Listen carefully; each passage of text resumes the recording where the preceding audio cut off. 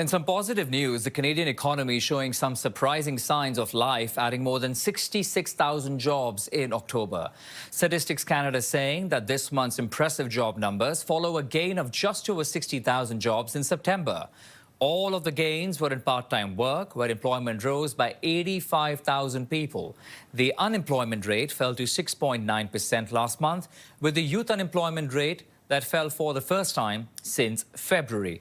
Let's delve deeper. We have with us Claire Fan, senior economist at the Royal Bank of Canada. Claire, good morning and thank you for your time. Your reaction to these latest numbers? Having me.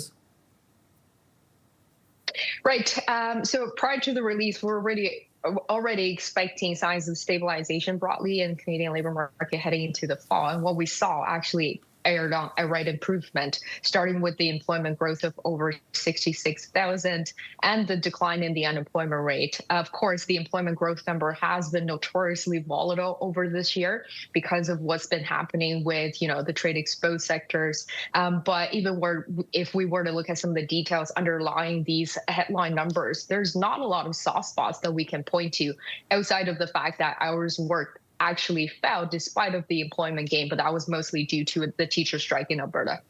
Okay, Claire, let's talk about the sectors where we're seeing these gains now.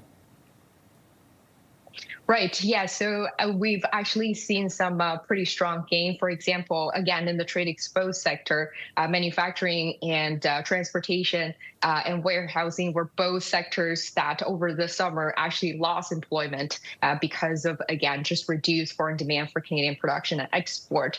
But over the course of September and October, we're actually seeing kind of a recovery in these sectors, and the sort of the level of employment in both sectors, we're now back to where they were kind of closer to the spring.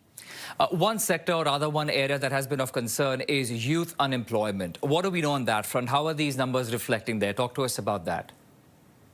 Absolutely. So what we've seen over the past couple of years was that as much as 2/3 of the softening in the Canadian jobs market was accounted for by Canadians under the age of 35. Most of them were students, either new students that are just graduating, or students that have gone back to school and are now re-entering the labor market. So a huge disproportion increase in the unemployment was actually coming from students not being able to find employment, as opposed to existing workers being laid off. And in October, we're starting to see just some slight improvement in that trend. The unemployment rate among the youth age cohort, which is 15 to 24, actually dropped by 0.6 percentage point, which was pretty substantial.